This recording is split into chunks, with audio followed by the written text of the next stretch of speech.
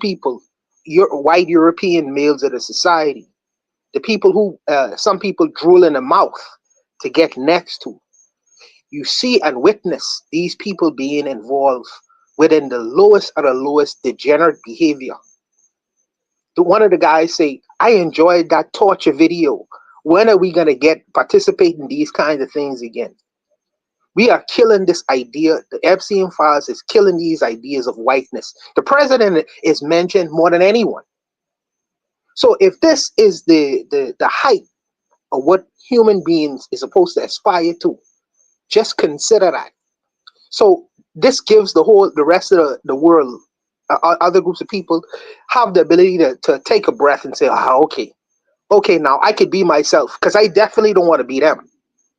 What is it in having $1 billion and being a PDF and torturing young girls or young boys? Yeah, I mean, because I'm sure that's in the Epstein files as well. The prince, the guy, in the monarchy, I forget his name now. He was arrested this week. Prince Andrew. Andrew, he was arrested this week. You know, he had a picture with a girl on the ground who apparently she seemed to be unalived. These are the people who people been singing to, praising and worshiping, trying to die to get into their circles.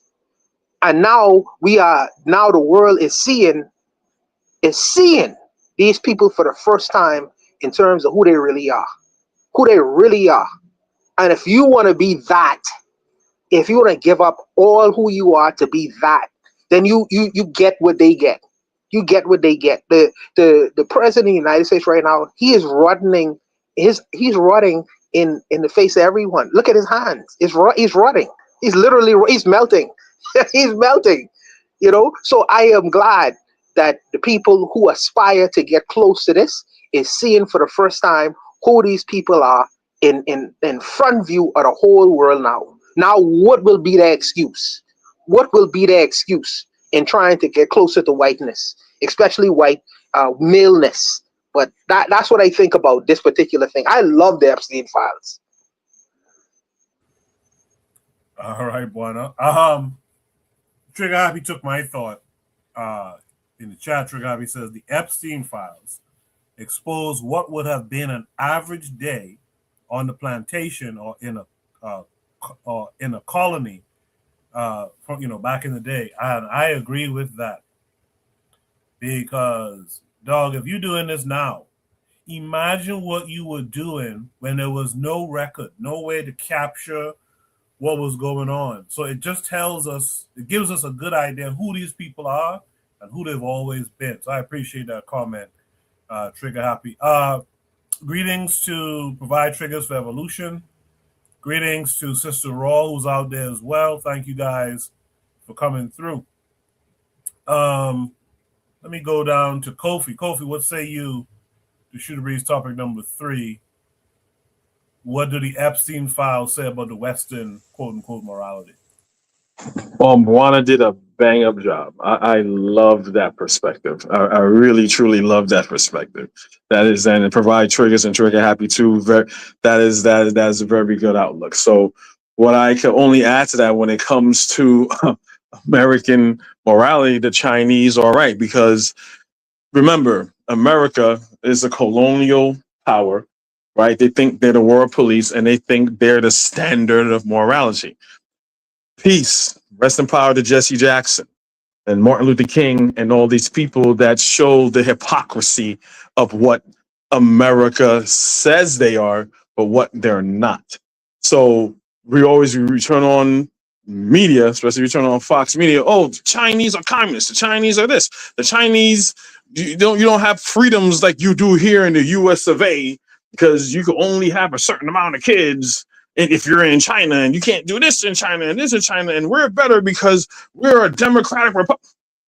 So of course, just like in the 60s and the civil rights, you want to do global business with all types of people, but look how you're treating your black citizens, right? So the same thing is happening. America was never the standard of morality. Never. Shout out to the ancestors, to the Black Americans that here that exposed that. Americans' conscience was Black Americans. White people in its totality in America never had a conscience. So when it's time to expose them for who they are, yes, I'm glad. You know what I'm saying? I am absolutely glad that China's doing that. You know what I'm saying? China needs to do that. The rest of Africa needs to do that. The Caribbean needs to do that. That's why I love Cesar Chavez. If you guys remember years back when Cesar Chavez was alive, I don't know if it was Obama's first term or second term, and you know the whole Venezuela thing, and he's chastising Venezuela and this, that, Venezuela, and you know they're doing a dick measuring contest. And Cesar Chavez just simply says, I'm paraphrasing here, okay, you want to talk about how I'm a dictator and stuff like that. You're in America and your own Black people are having issues and having troubles since slavery. Worry about your own people. You're a Black president and you're not doing anything for Black people. Oh my God, I was a fan of Cesar Chavez after that. And that shut Obama the fuck up.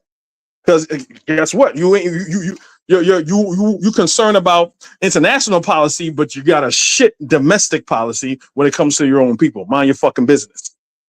But the Epstein files is so despicable and disgusting. Like they had some with Donald Trump. Donald Trump. There's a girl there. The name was not redacted, and they're trying to embarrass Donald Trump. I think the girl was like 16 or 15. He was forcing her to have oral sex with Donald Trump. And she bit his little mushroom. And he got so mad, they were laughing and stuff like that. He slapped her.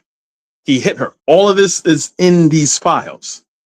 Even though Trump is on Air Force One saying, I've been exonerated, the Epstein files exonerated because Michael Wolff and all these people say they did it, and Epstein, they say they didn't like me, so all of a sudden, that means I'm exonerated, which is bullshit. I also found out that Epstein had, so you had Mar-a-Lago, you had Epstein Island, and he also owned a property in Arizona, which is, I've heard there was way more dirt going on in that property in Arizona, to the point where right now, one of these MAGA idiots that they have, some MAGA guy bought, so there's an investigation on the Epstein files. And everything that Epstein touched, all his property and everything. This guy bought this property and he's tearing it down to make it a Christian center or whatever. So basically what they're doing, they're allowing evidence to be erased. This place was so horrible. They said it was that murder was happening there. They said there's bodies. There's bodies there. This is like 2007, 2008. They said there's bodies buried there. Like there's Kofi, did they check for bodies at Epstein Island? Because I'm sure the bodies are there as well. I'm sure. Because Pam Bondi is probably, is covering up for it. Saying that the whole DOJ is covering up for it. So, but I've heard that this place in Arizona that Epstein was living in, I think since like 2001 or 3, he's been there for like years. And they said all types of sex trafficking was going there, torture was going there, say even murder was going on there. They got like some bodies buried there. So without being long-winded, like, yeah, what Juana said and everything, like this is happening in slavery, and there's just a lot more to be exposed. America was never a moral country, and I'm just here with my popcorn, just seeing it all unfold. It all needs to come out, and I pretty much yield the mic from there. Appreciate that, Kofi. Yeah, it's crazy. These guys go to Africa and strong arm them to accept homosexuality and all this old shit and try to demonize the Africans' take on it. Yet, look what these guys got going on right here. And it's not just everyday people. It's these so-called muckamucks, the higher ups who are doing this stuff. It's really interesting. And I think the message in that video is important. Stop accepting these guys finger wagging you in your countries and whatnot, and start telling them about this shit too. Hey man, you can't come here and talk to me about that. Where's the bodies? You know, where's the bodies, man? Where's the children? But I digress. Brother Bakari, what say you? Okay. First, I want to say this. I heard Bawana say PDF. I see people on TikTok say YT people. Can we at least ban the N-word then? Now I'm gonna get into what I'm gonna say. God damn it. This country ain't never been moral. And even to Chinese people, whoever want to come out and talk about them, they have all tried to be like them. I don't know if they have a Zilli Zhang file in China or not, but if you look at how they built their societies and everything that they've done, they try to be like white folk. But this country has forever been morally bankrupt, right? And the Epstein files, and they love these, I guess it's certain words you can't say on here. PDF. I really don't like doing that because don't nobody, they still say what they're gonna say about us, the N-word. But anyway, we can say that is something they've been doing, right? If you look up NAMBLA, just look up NAMBLA, the North American Man Boy Love Association, something to that effect. It's been around since the 60s. It's still around in 2026. Go look and see all the power you could see. And it was made sure politicians and everything has been a part of it since its inception. It may have been around before the 60s, and it's still here today. Since its inception, politicians and rich folk, they have always been a part of it. So this doesn't surprise me, but if they're going to be the party of family values and morals, and if this country going to be the country of family values and morals, what all of this stuff needs to be exposed. The whole regime is probably in the Epstein files. So these type of people shouldn't be in charge, especially in charge of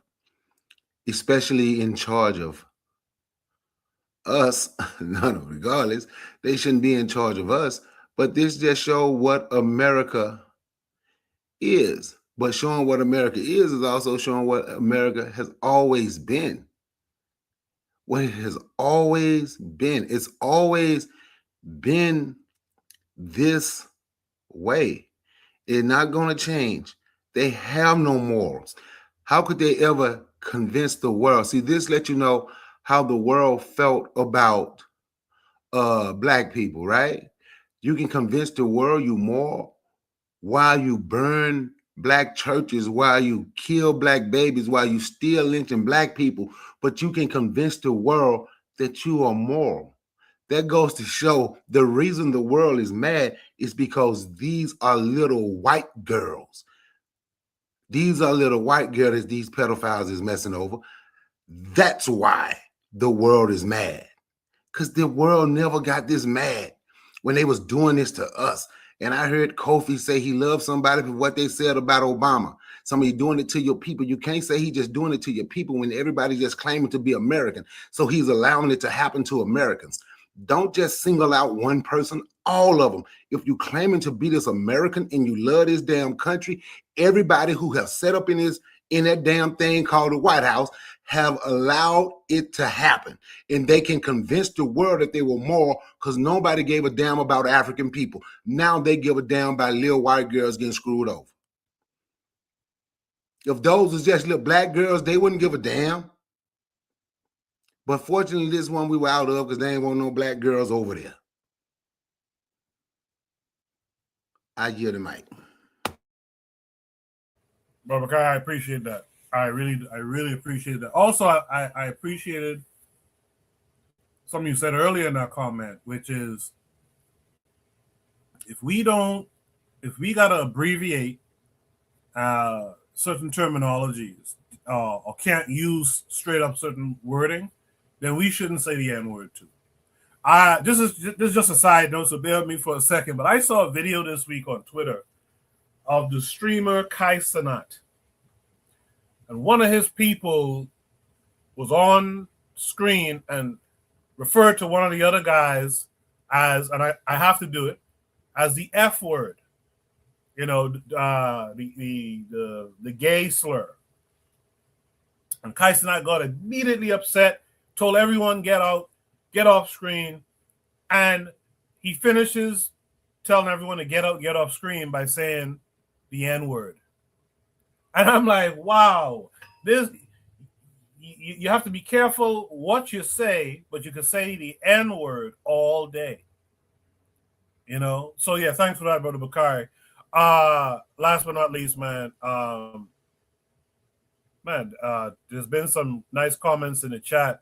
Trigger Happy says Idi Amin's son said they used this stuff as blackmail to provide triggers. Earlier had said Robert Mugabe mentioned 31 times, including correspondence suggesting that Epstein and his associates considered approaching Mugabe to create a new currency in Zimbabwe. She mentions Jacob Zuma, former South African president. His name appears 87 times in the documents. Ah, man. Wild, wild stuff. She provided triggers earlier, said it's a dangerous thing that the African educated elite wants to emulate these white folks. It is my understanding that some African leaders are implicated too in the Epstein files. That's real interesting. Yeah, that's really interesting. Forecast Radio says they put pedos on the side of a mountain. This is their culture. I appreciate that forecast. Black Seal, you've heard everything everyone else had to say. What say you to all of it? Well, I agree with everyone's points, really. All that I could really add is that it's so interesting. If everybody remembers a couple of years ago, Pizzagate, right? This whole thing about the children being molested in the basement of a pizza parlor in DC, right? And the pizza parlor didn't have a basement. Or whenever you have these white people talking about, oh, we're going to stop the trans people from breeding the kids, and they want to bring weapons into, to fight the people from, the trans people breeding kids at Story Hour or whatnot. But yet, these Epstein files reveal that we are governed by a class of PDF files. I'm not trying to get the show banned, right? And they're in all levels of government, and they're being protected by the Department of Justice and everything else, right? Where's the angry armed white men who were so focused on bringing the Epstein files to light? In fact, part of the reason they elected Trump was because he was going to release the Epstein files. So now they released the files, and we know that who's in them. Where are all these heavily armed white militias who want to protect the children? Why aren't they storming the halls of Congress again, right, to arrest these PDF files? Why aren't they going after Bill Gates and all these multi-billionaires who were on the island or who want to be on the island? These rich, powerful, sick white men sleep well at night. And the so-called white people who were so focused on protecting the children, they're at home doing nothing. They had pick up an AR-15 to go look for some kids in a pizza parlor, but you know who's doing the raping and the killing, and you're sitting at home with your dick in your hand. Okay? To me, it shows not only the hypocrisy of America's government, but also the hypocrisy of America's populace, meaning they're white populace, the majority of this country. Again, to everyone's point, there's never been a problem with raping Black children, right? They used to have a whole term for them. In New Orleans, they call them fancy gals, right? They would literally raise Black chick girls from a young age to sexually please white men. And they were advertised for that, and they were priced at a higher cost than the other slaves. So now they can't legally enslave people anymore. That's separate. Was that happening on the breeding farms, or was that something separate? Yeah, in the breeding farm and in New Orleans, so they call them fancy girls. And it was really a big thing down in New Orleans too. But like to your point, they have breeding farms. They have little farms of Black people being bred like livestock. You know, we have pedophiles on the currency, pedophiles on Mount Rushmore. You know, so this urge of Europeans to rape and molest children hasn't gone anywhere. So they're saying that the Epstein was an agent of the Mossad, the Israeli Secret Service, right? And he was using this desire for them to rape children as a way to blackmail powerful elites in Western governments. And he really didn't have no blackmail because once it was exposed, nobody's doing shit about it. Even the Department of Justice has said that none of the information is actionable. They can't arrest and lock up anybody. In fact, they've redacted the names, like the man said in the video. The names of the perpetrators are hidden. The names of the victims are for everyone to see. So this says not just about the morality of America's government, but its people. It was never about protecting children. It was always about hurting and brutalizing people who were considered to be weaker than them. And at this point, and now that Trump is president, right, there's no more pretense of morality. There's no more pretense of America being the shining city on a hill to guide the people, you know, the white man's burden, so to speak, right? That's no longer a thing. Now it's just full butt naked in your face imperialism. All right, so this is what we have to contend with. All right, those are my thoughts. I'll go ahead and I'll pass the mic. Thank you. Appreciate that, Black Steel. Lord of Slaughter in the chat says, that's why I refuse to claim this place as my home, because I'm not part of anything they do. And I respect that 100%. But Provide Triggers for Evolution asks a question. So I'll use it as the follow-up for this prompt. She says, question to the panel. What is the remedy to this situation that we are in pertinent to these cancerous global elites who are so psychotic, but yet enormous influence? So, you know, it's one thing to talk about it, which I think Provide Triggers is making a good point here. One thing to talk about it. What's the solution, though?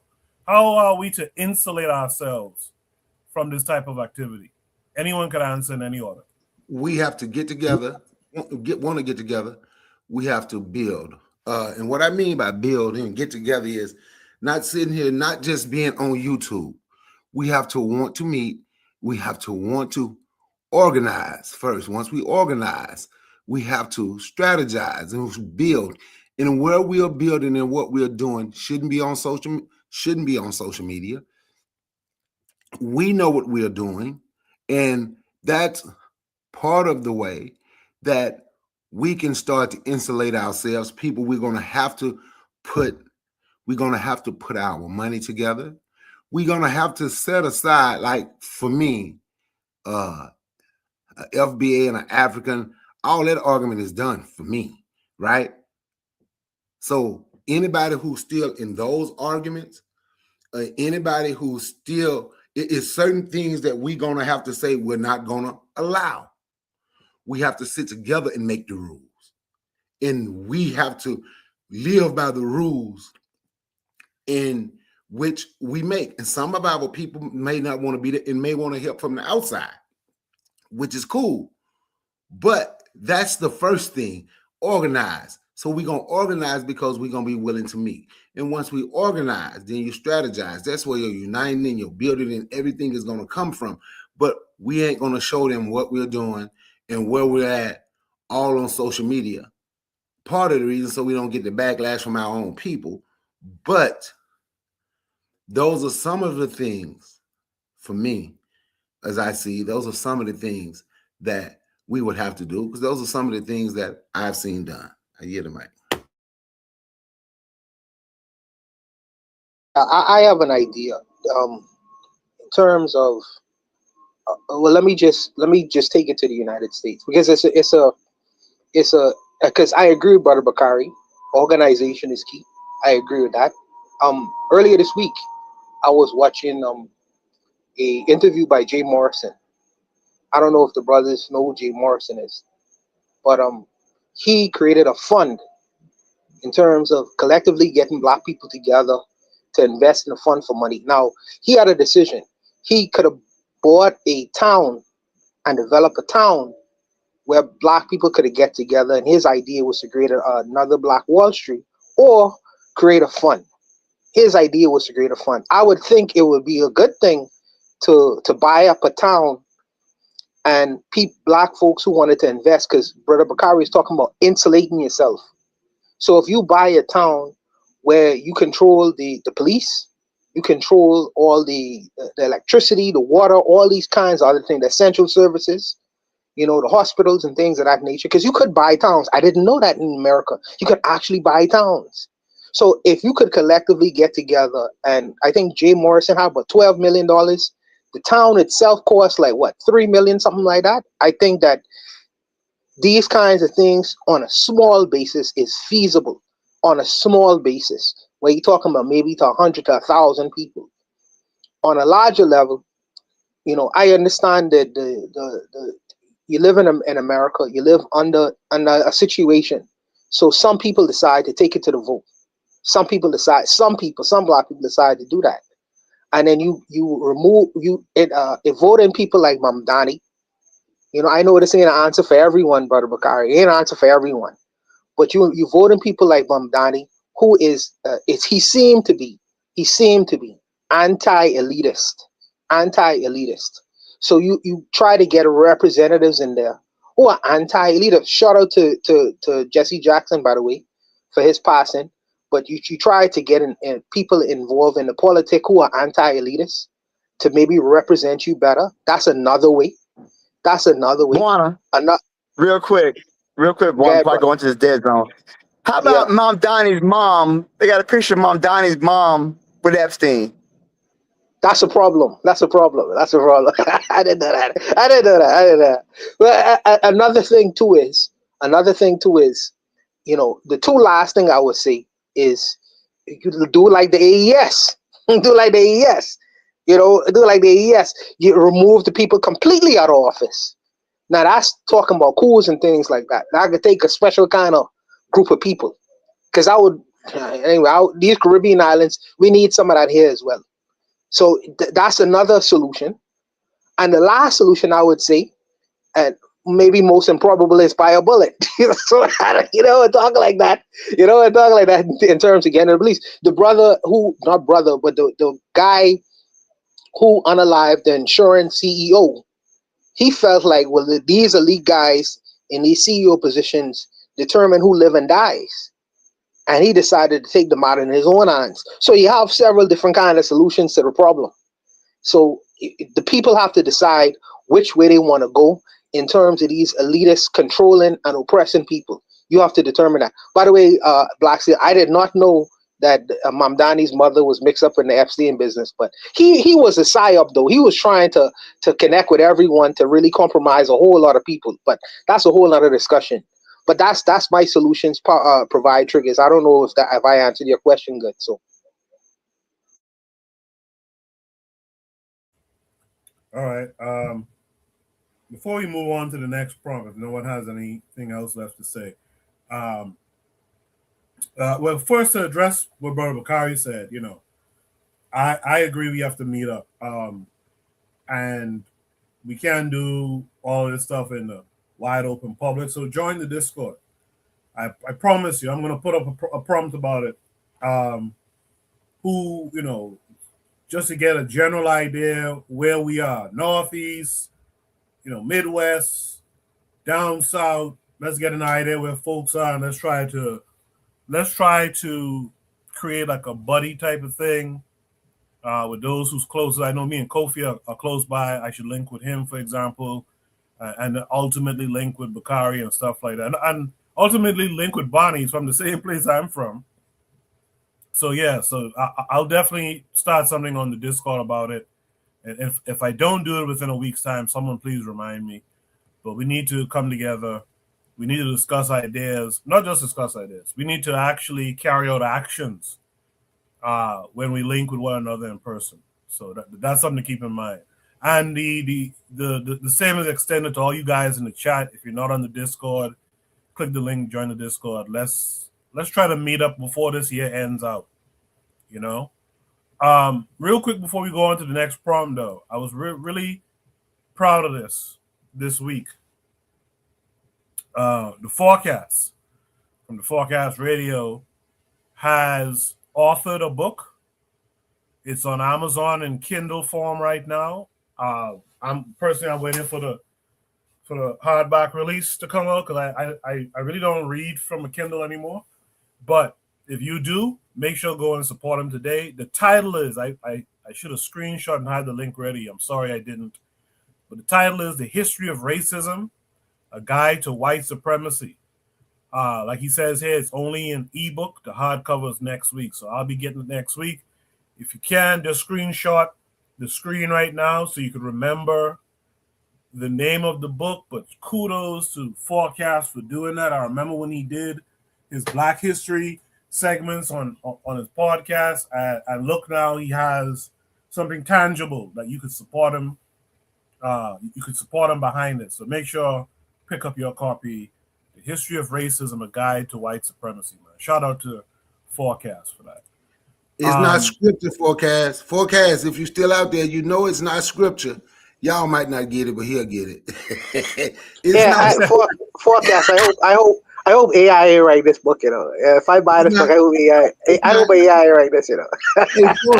Hey, Forecast. I'm gonna get the hard copy. I need it on audiobook because I read my books while I'm at work, man. Because I drive for a living and I listen to a lot of books. So, but I'm gonna get the hard copy, get it on audiobook. And I'm going to read it and see if, look at it, he's some of the real scripture. It's not scripture. Okay. Man, good stuff, man. But again, kudos to Forecast, man. I like that. I like when the brothers and sisters actually produce something tangible from their efforts. So, make sure you guys support that. Forecast says thanks to everyone. Let's go right into a doozy of a topic here. But some of you probably saw this, especially if you follow me on Twitter. By the way, follow me on Twitter if you haven't. It's right there on the screen. Should read topic number 4. It says Zionism in Africa. Land is being bought in Africa for the purposes of Zionist interests. How will this turn out? This comes with several links, as a matter of fact. So we're going to work our way through them. Let me share my screen with you guys. Here's the first one. Make sure you guys can see it. Okay. Computer moving a little slow, but I think you guys can see my screen now. So the first tweet is from Neo Republic ZA. It says, attention, Israel is taking over the Western Cape. This comes with a video. We'll watch it and we'll discuss. Yeah, look, I'm here in Haute. You can see, if you see here, you can come closer. You will notice that this is how Israel and Palestine fence has been built. This is a fence that has been built, and you can see the electric fence. With it, there is a barbed wire. There is a there. You see their cameras, they are looking what is happening here. If you check at the back where I'm standing, you will see that there is a mountain. You see, this is a mountain. Grew up in this area. You can check here, you can check the ocean. Now they do not have an access to the mountain anymore. These children do not have an access to the mountain. I mean, they say a rich Zionist guy bought this land. I mean, guys, If you think what is happening in Gaza, in Palestine is far, it's happening right now in South Africa. It's happening. This is happening. Exactly, this is Gaza. This is how Gaza is dividing Israel and the people of Palestine. It's happening now in South Africa under the DA government, under the DA watch, under the ANC government. It's happening in the Western Cape. So when we say to you, Israel is in charge in the Western, we are not talking stories, or we're not making fairy tales. We are speaking reality. This is happening. As you can see. Just come closer. You can see the cameras there on top. You can see for yourself. So wake up before it's too late. Thank you very much. So that's the first attachment. The next attachment also takes us to X. This is from, what's that? St. Letzi. It says, South Africa must stop mollycoddling Zionist filth in this country. The Cape Independence Project is an Israeli-sponsored project that is spearheaded by Zionist Jews living here. Zionist rubbish at Grant Gochin said the quiet part out loud. Zionist Jews, the scum of humanity, entertains the idea of fragmenting Africa. Israel has recognized Somaliland, which is part of Somalia, and wants to occupy Kenya and break it apart, at the same time sponsoring the fantasy of a Cape independence. It is time that we ban all Zionist organizations and proscribe them terrorist organizations. Zionist Jews are a threat to national security everywhere they exist. So this is from the Times of Israel. It says South Africa fragment first. South Africa represents the most urgent and compelling case. Under the African National Congress, the ANC, the country has collapsed into one of the world's worst examples of governance, or rather, not governance at all, but systemic extractive plunder designed to enrich the party's leadership.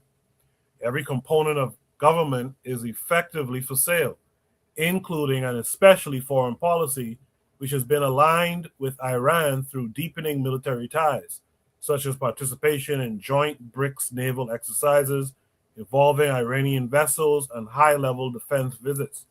The ANC has stolen and sold whatever it could from the nation. Okay, so that's the second attachment. The third attachment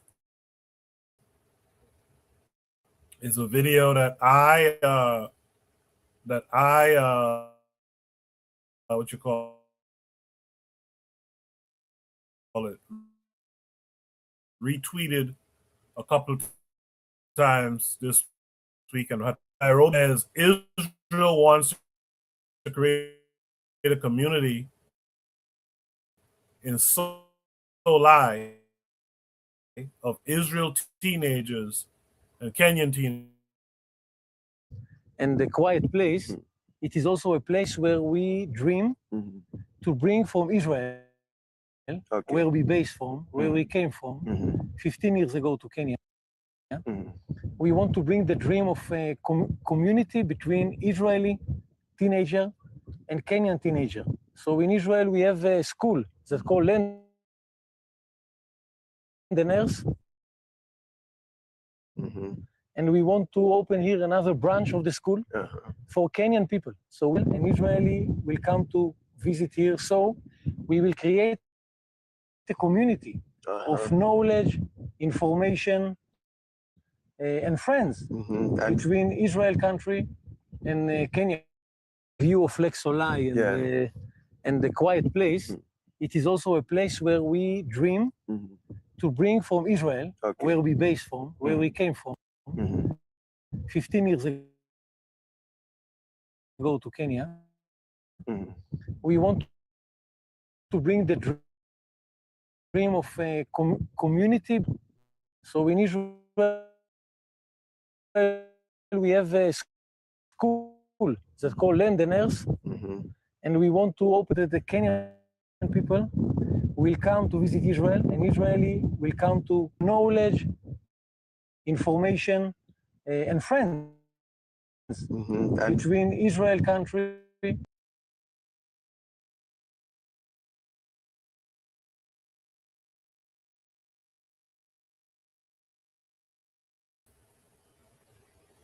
Now that I watched that video, I feel like the interviewer isn't rolling with what my man's saying here at all. There's one more attachment. Let me see if it loaded. Let's share this tab. Looks like I'm having some connection or connectivity issues. This is from Marion. Has a timeline here. It says in 2017, Netanyahu visits Kenya. 2018, Solai Dam tragedy, hundreds displaced. 2020 to 2021, Israel plans on creating a state of Israel in Kenya. 2026, Israel opens up a kibbutz in Solai. Nothing is a coincidence, people. We're about to be the next freedom fighters, right? And that's Bibi in the picture of that article. Man, look like we had a mass exodus of panelists now. So it's now me and Buana. But Buana, what are your thoughts on what we're seeing with the Zionism in Africa, the obvious Zionism going on in Africa? Coco, I don't know when the African people are gonna learn. I personally don't know. I don't know when we're gonna learn, because South Africa, I think that the president of South Africa, Jacob Zuma, not Jacob Zuma, at this time, but he was the one of the guys who was at the forefront of issuing a arrest for the leader of Israel in terms of crimes against humanity. He was the very one. So I'm asking, how is it now that they are permitting and allowing these people to come into your country and create zones where South African people are not freely able to move around and walk around? I am very familiar with this, because in the country right here, you have some goofball leadership who's created the same kind of situation here. So I'm very familiar with that. I'm saying, when are you gonna learn? The boys do it. Now you're inviting the Zionists to come in to do it to your country. When are you gonna learn? When are you gonna? And why are the people keep continuously electing leadership in Africa, in South Africa in particular, where you have these oppressive regimes, small minorities of people coming into your country to dominate you? Why do you continuously elect and re-elect political parties that do that to you all the time? Nelson Mandela did a disservice. He did a complete disservice to the people of South Africa with this Rainbow Nation nonsense. He did a disservice to the people, in particular to the Black people, where even though the political parties may have changed, but the wealth and the land access remain the same to this day. And it seemed like the Black South African has decided, well, rainbowness and multiculturalism is the way to go. So we're not gonna say nothing, because we won't be a part of this so-called middle white class. We won't be inclusive. So we're gonna stick our heads into the sand and not pay attention to everything that's going on around us, in particular wealth extraction. And now it's land exclusion. And land is the basis of wealth. They don't seem to get that. They think that having a high salary is a way to get wealth. But I asked the question, what was the Africans doing prior to the Europeans coming there? Obviously, they had the ability to have arable land or farmable land to produce their own crops. Obviously, they had the ability to manage their own animals, where you don't have to survive on a paycheck, because there was enough land for everyone. But the Europeans come in with their exclusive nature and say, well, this part of the area belongs to us, even though you represent a minority of the people.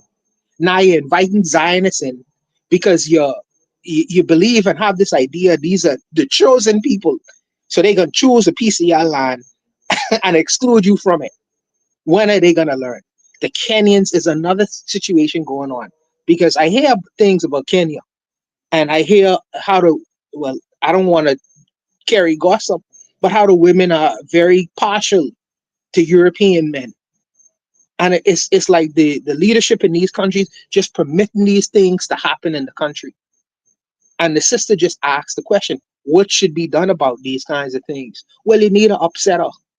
You need an upsetter. You need someone to come in there and upset the table, the apple cart. The South Africans didn't want to listen to Malema with the EEF. They didn't want to listen to other Black consciousness organizations. In Kenya, you don't want to listen. Well, Jomo Kenyatta eventually betrayed his people there. And his son is currently doing it, obviously, here. But when are you going to learn? When are you going to learn? You want to have another 300 years of captivity and oppression and just being a slave to borrowing money from European powers? There's going to come a time when the world is going to just, just clap their hands and be done with you. Because we don't want to hear y'all moan of oppression anymore. There's going to come a time for that. Because if you are not willing to do it for yourself, why do you think someone is going to come in to do it for you? If you are not willing to do it for yourself, and this is classic. That you think that the Zionists is oppressing the Palestinians in their own homeland. What makes you think that they ain't gonna do it to you? Because they claim to be your friend? It's ridiculous, man.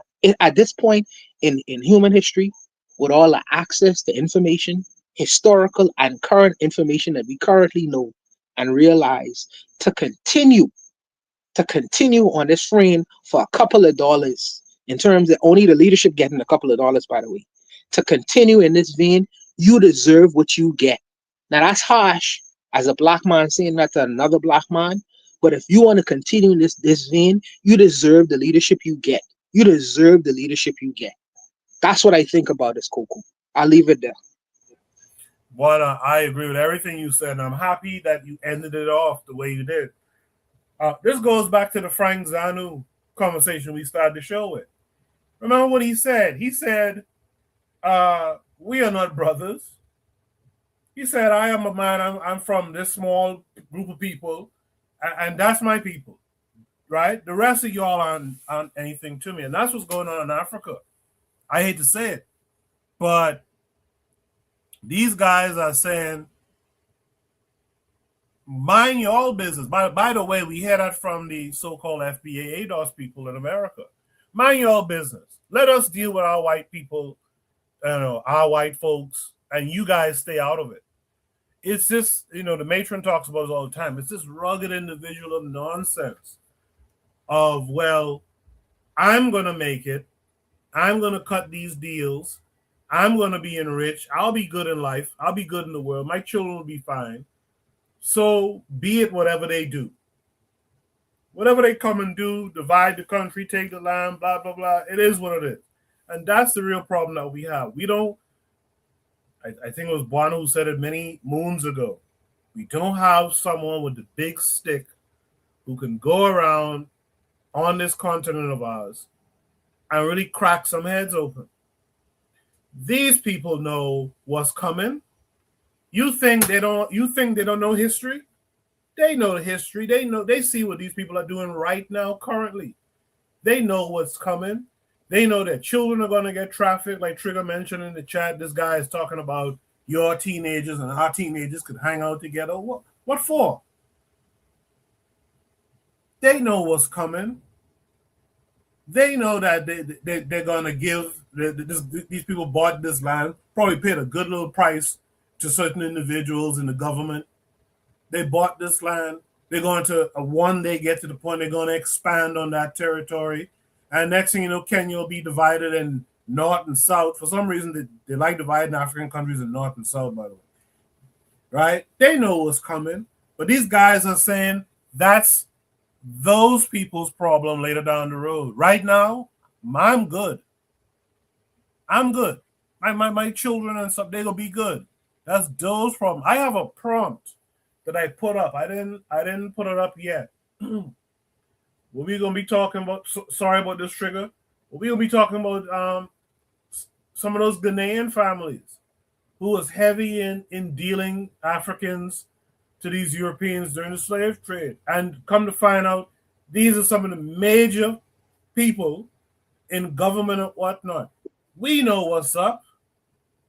These people know what's up, but these guys are living their life for themselves.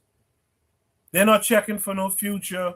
They don't care about the other guy. That's not my brother. That's what Frank Zanu said. That's not my brother. And that's a problem we have to really get serious about. In general, where black people are. A lot of slaughter in the chat says, I don't even want to say nothing. Kenyan leadership does something every year, it seems. Shaking my goddamn head. Sister Cheryl in the chat says, I wish more continental Africans would take their talents and ingenuity back to the homelands instead of making places like the UK and America homes for their future generations. Trigger Happy in the chat says, Kenya honestly has two destinies. If it doesn't take into their their Mau roots, Kenya will turn into an Israeli state, or Kenya will turn into the Dominican Republic because of white male obsession. That goes back to that topic we had last week.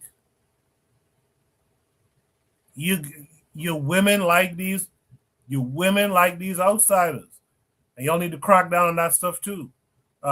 Trigger Happy says there is a connection with a country selling their resources online with our discussion last week of women in the continent being easy for white men because of white Jesus and the idea of materials. Trigger says the same thing here. Kenyan teenagers, what do they want to do with Kenyan teenagers? Right? It must be human trafficking. There was another comment I saw. Maybe I'll find it later. But in the meantime, let's welcome Sister Cheryl to the panel. Sister Cheryl, how have you been? Haven't seen you in a couple of weeks. Yeah, I'm good. Yeah, I just been preoccupied, just with family stuff and Cool. everything. But everything's cool. Okay. Yeah, so I'm just looking at this topic and like I'm just thinking about like not just in Kenya, but just in general with people on the continent. And people, any black people anywhere they are, we all seem to have the same problem. Like we all abandon our neighborhoods, our homelands in favor of being in white places. Like for Black Americans, yeah, America is the white place. But I guess I mean like, you know, I see it because I'm living in the southeast. I'm not going to say exactly where, but you can probably guess. Black people really like to show off in the state that I'm in. So when they make a whole lot of money, they tend to like to go and leave. Their whole objective is I made it if I left. And I see the same thing from continental people in leaving their homelands for America. Like it's literally the same mindset, and the only common denominator there is religion. If we just had that bug out of our head, like if we got rid of that, we could be open to so much more. Nigeria probably would be open to what Troy is doing. I mean, on a mass scale, I'm sure there are some Nigerians in Nigeria that are, about that life, and they're trying to really do something, but it's not enough of them. Um, I, I just see, it's just we're like black people everywhere. We have the same colonial problem no matter where we go. That's why, like, I heard people earlier saying, the FBA thing is stupid. You know, it takes away from us coming together, and that's what you get when you see these type of things, like with Israel. Like, but it doesn't matter if it's Israel. It could be Israel. It could be um, the Arabs, Persians, whatever you want to call them. It could be Asians. It's the same problem. It's not just Israel. It's all of them. All of them are taking a piece, taking a slice, and we're just like, oh, we got to get away from our own people. That's our thing. And I think someone mentioned earlier, what is the solution to that? I really don't think there's any immediate solution. Um, that's just something that we have to raise our children. Like we gotta literally gotta start from scratch because you can't take people who have already been indoctrinated by religion to that extent on that level. You can't really change them. I think sometimes, and I'm kind of guilty of this sometimes. Like I try to change like people with logic, and you can't when it comes to religion, logic doesn't work. Logic goes right out the window. So that's why I say with this type of issue, it needs to start from scratch. Like we need to start from scratch with our generations, like our children. Um, there's something else I was gonna say. I can't think of it now, but I'm gonna end right there. Amma, Amma. What if I was to tell you? What if I was to tell you that success is extremely dangerous in the black community? What if I was to tell you that?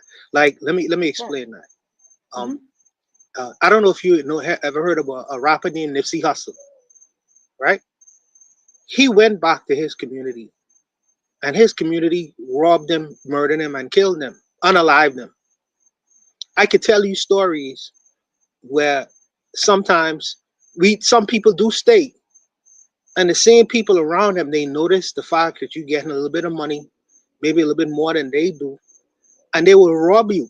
And I'm not trying to castigate or cast dispersions on my community, but I do know that jealousy exists. I know that crab syndrome exists. I know these kinds are, it's not so. I've heard some rappers talk, and some rappers talk about getting wealth in their communities, and they say, and they have to leave because if they don't leave, something's gonna happen to them. You know what I mean? So it's Mm. I understand the idea of staying and building your community. That is a great thing to do. But it's a little bit sometimes it's a little bit more complicated than that because sometimes you're not safe. Your family is not safe if you're making a certain amount of money within your community. We talk about money now, I guess. But even success, it's not so easy. And it's not to say that danger doesn't exist in another kind of community as well. But I'm saying that there are some people within your own community who will harm you and hurt you if they see that they feel that you're getting a little bit ahead of them in life. You know what I mean? It's you understand what I'm saying, or I'm kind of I no. I've heard that conversation before. I've heard that before. But also you gotta remember the people who are saying that they tend to be what? They tend to be very materialistic. They tend to be very showy. And that's the point I was trying to make about the state that I'm currently living in. Um, I'm not gonna say it because I don't wanna say it, but I want y'all to kind of think about this because I'm in the South. And in this particular state, Black people tend to have that very same mindset. They tend to be very flashy. They tend to want to show off what they did because it's an accomplishment. It's pretty much just saying, "Hey, look what I did. Y'all can do it too. You just gotta pull yourself up by your bootstraps." Type of Black people, and they tend to leave their Black communities for these non-Black communities, and their children, they may be quote unquote, because I don't agree with that, but they may be physically safe, but their children are whitewashed like to the fullest extent. And so what's it worth? What's it worth? What's it worth moving to these, other areas? Okay, so I live in Atlanta. Okay, I'm not sure if you ever been to Atlanta. My husband just several said, times, several times, several times. my husband said, just don't sugarcoat it. Just say where you're from. But sometimes I like to avoid that because social media and YouTube, whatever. Shout But out to your husband, by the way. yeah, I was like, guys, just guess. But people are very flashy here, like for no reason, and it's like no, like you could just be having a conversation with people. and no one asked. Like I didn't ask you if you had $100,000 watch. Like we're just having a regular conversation. Oh, I have. Oh, that watch is $100,000. Great. That's wasteful. But that's how black people are here. You cannot be in a black community, a regular, working class black community, and all of a sudden you quote unquote make it, and you just start going out and just splurging and doing. Why? This is the problem with choices. It's not always good to have choice because black people start doing crazy stuff because we oh well, I come from a poor black town in Georgia and I made it, so guess what, I'm gonna flash it. And sure, you can do it, but what's the bigger purpose? They don't have a purpose. Their purpose is just money. So What's wrong with celebrating your success, especially if you come from the what slum? okay, we are the only people that are flashy like that, I will say, because you got you can be successful and be quiet about it. You don't even have to make that much more than people in the area. You can be someone who makes, I'm giving an example. Let's say you make like $100,000 or $200,000 in any given black community in the inner city. Like if you like the black communities around Atlanta, they're not making that much money, right? The 100, 200,000, they're not making that. So you don't have to do any of that. You could just go to work, come back home, and enjoy yourself in your house. Why is it necessary to be flashy? What are you trying to prove? What is your goal? What is your purpose? And I don't think black people have a purpose. And I notice in other communities, they don't do that. They'll have their little car and they'll do their little thing. They'll mind their own business. They're not trying to be flashy. They just do their own thing and they're a part of their own community that makes their money and they celebrate and do all their things in their own communities. We want to have a lot of money and go to white areas and celebrate and be flashy, flashy and throw stuff in non-black people face and expect there not to be some type of reaction. And that's the problem. Yeah, because black people who are successful, they think that you don't have to just be in your own community. Like they think it's just, I gotta show these other people. I gotta show these other, Nah, and nah, everybody else is seeing that. you basically saying it's cool to rob to rob people who foolish with money. It's cool. It's It's okay. what? That's what you're telling me. I'm like, What's okay? I'm supposed to be safer in my community, even if I am a fool, or what you consider to be foolish with my spending habits. I am supposed to be safe enough still to operate within my community, even if I want to buy a stupid $100,000 car. Because But if you guess say what? that I should No, stay within no, my community and build my community, no, why shouldn't I? I should be free to do stupid things as well. You can't rob me because I'm no. being flashy. Lana, come on. That's that's silly. Why would you want to buy? Like, why not? Why not be humble? Why not focus on? If you're actually focused on your community, you're not thinking about buying no $100,000 car. I'm not thinking about buying no $100,000 car for what? For what? What is the why? Why? And we don't like black people. Don't like why. We don't like purpose. We just like I can do this thing because I can, and that's the problem. It's my money though. I should be able to do with my money what I You want. know what, Wanda? Wanda, why don't you buy me $100,000 car? Go get me. Can you get me $100,000? hey, hey, you make a good justification why dudes is be getting robbed. Yeah. Right? Cracking me up, bro. Oh man. I'm cracking up. Oh, but seriously, like we joke, but that's seriously the problem. Cause like I don't know, maybe it's just how I was raised. I never, I never thought like I'm gonna take this money. Like sometimes you can take your money, you can treat yourself. There's not wrong with treating yourself. But to be flashy is a different thing. I maybe because I didn't grow up in Atlanta. I grew up in Philly. So I'm just not like that. Like I don't care about that stuff. I've never cared about being flashy and showing people what I have. I've never cared about that. If anything, I don't want people to know what I have. But that's just me. But I mean, I understand, and that's a psychological problem that our people have. We think we have to do it because if I show people that I'm doing good, then I want them to be jealous. I want them to have what I have. I want them like we have that sometimes. I see that here a lot in Atlanta. And it's it doesn't serve a purpose for our people, you know?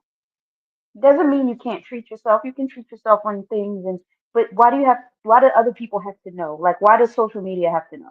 Why does it have to be super flashy and all of this? You don't need all of that. You can do But okay, what you Amma. want for Okay, yourself without.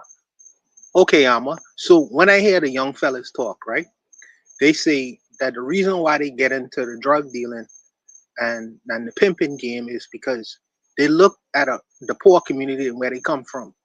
And the only people who seem to have success was the guys driving with the big cars and the flashy clothes and things like that. So they decide, well, I need to do what they did to get the things that they have because that's the level in their minds. That's the level of their success. But if they also see a man who goes to work and is working 24 hours, well, not 80 hours out of the week, but he's earned his success. He ain't doing nothing criminal. He's doing nothing criminal, but he's earned his success. He's doing nothing illegal. Maybe a young kid might look at that and aspire to work the same kind of work, do the same kind of habits, and then build his community in that way and manner. I'm thinking that it's two different kind of storylines going on. So because I'm listening to what the young people say, what they are attracted to, and if you come from a community that lacks, doesn't have a lot of things, these are the kinds of things that draws the attention to many young people. Maybe not everyone, but to some young people. But if I attach that success, so-called success or material success, to hard work and nothing illegal, then it does have a purpose. Because the purpose is I'm showing the younger generation you don't have to engage in illegal activities to acquire these kinds of things and live in the same community where you come from. You could do it this way. What do you say to that?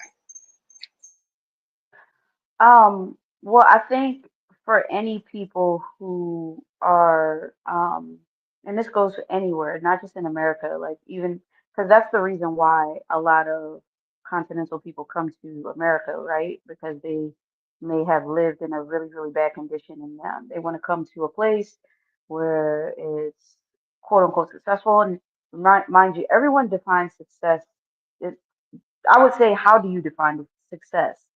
Because um, success should be measured by how we uplift our community, not by the flashy things that we buy and the ways that we show them off to people. And I think we kind of get lost in that as a as a people.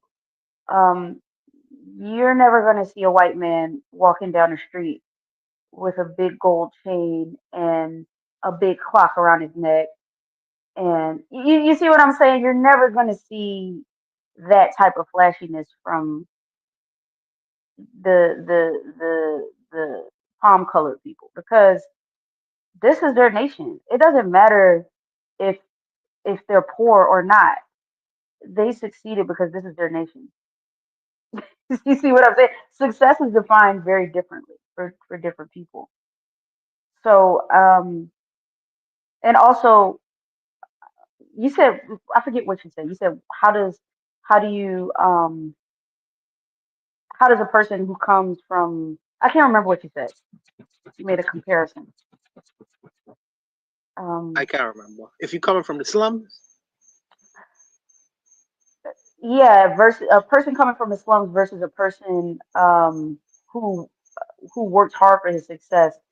I think you were saying something what about I said is that the young people sometimes they look at the when I hear their stories and when I hear them speak, they said that the reason why they got into illegal activities is because when they looked within their poor community, they saw the only people who had some level of success was the people who was the pimps, the people who was the robbers, the people who was the dope dealers.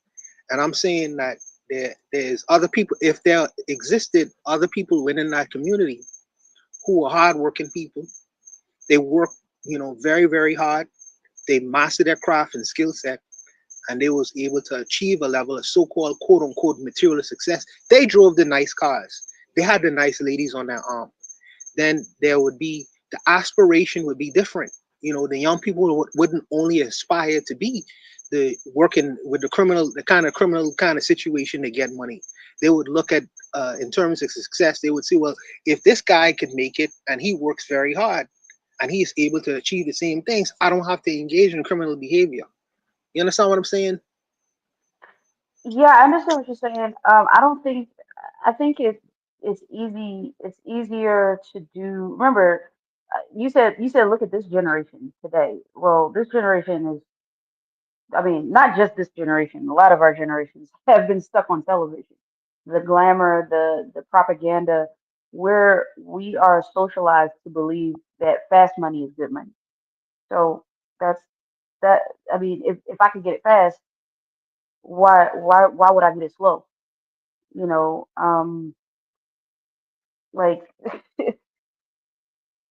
I mean that's just how that's just how like we've been conditioned to think. Um, so I'm not sure to go with that. Like, and even in what you're defining as success, with that with the having a girl in your arm and having a flash car, like that's a particular type of success that you're talking about. But the type of success that we should be focused on is the success that brings all of us up. That's individual success. We're talking about collective success, and we're not collective. America isn't a collective country. Like it's not collective. We always think about how can we one up the other person, and that's why I was talking. That's why I made Atlanta an example because everyone's trying to one up everyone else. No one cares about collective success. We only care about individual. Yeah, I think that's an excellent point, and that goes to the point of the prompt, which is these different groups of our people on the continent will sell land. They'll bring in the obvious invaders. They'll do all that because hey, I'm successful. My family is doing good, right? And this is our problem right now. So that conversation, that back and forth you and Buana had is good. But we shouldn't forget to relate it back to the problem. One of the things Buana mentioned is the people who will tend to do, illegal things in the community, right? Um, Again, they're doing that at the expense of the people in the community. It causes harm in the community. They don't care because why? I'm doing good. I could flash $100,000 watch, right? I could flash a whatever car. And that's the thing, for a long time I've been talking about this. I remember the matrons were talking about this a lot. That's that shit we got to get off of. We got to get off of this idea of being flashy and flashing success to the people around us at the expense, oftentimes, of the people around us. That's what these folks are doing in the continent, selling land to obviously the people you shouldn't be selling land to. But Black Steel came out. Black Steel was saved all of it. Man. It's very interesting that Kenya and South Africa were mentioned first because if as we recall, it was South Africa that charged Israel with genocide, right? It was South Africa that led the charge in the International Court of Justice against Israel's violence against the Palestinians and called it a genocide. This is payback, right? Them sponsoring a movement in the Cape for Independence, a Cape Independence movement. This is definitely payback for them doing that. As you remember, we talked about before, it was Israel that helped finance South Africa's nuclear weapons program. They had 5 nuclear warheads that they were using to basically keep the continent hostage. It was also Israel that helped pay for and finance South Africa's biological weapons program because they want to create a virus or disease that would only kill black people, and basically to eliminate the black population of South Africa, with the hopes that Israel could turn around and reverse engineer that disease to kill the Palestinians of the area. So one thing that Israel and South Africa both have in common, that they are settler colonies, right? Well, formerly settler colonies, I would say, for South Africa, because quote unquote the white population no longer politically runs the country. So, on paper, but whatever, we all know the truth. But you had a population come from Europe to stay and wants to eliminate the native population, just like the United States, just like Canada, just like Australia, New Zealand, so on and so forth. So I think that this Zionist interest, in South Africa, all of a sudden, to sponsor this independence movement, is a way of payback. Or you wanna speak out against our genocide? Well, guess what? We're gonna insert ourselves into your business. We're gonna try to fracture your nation and take you over. So this has to be dealt with harshly and quickly. This Zionist ideology, is they really want a greater Israel, right? And they don't just want to remain a little small speck in the Middle East. They want to take over Lebanon. They want to take over Syria. They want to take over parts of Saudi Arabia, Iraq. I want to go all the way to Iran. They want to go into Egypt and Sudan, right? All of this was a part of quote unquote Israel in biblical times. So they're trying to use a book that Jewish people wrote to justify Jewish supremacy. And that's really what it is. And it's such a odd thing to me, that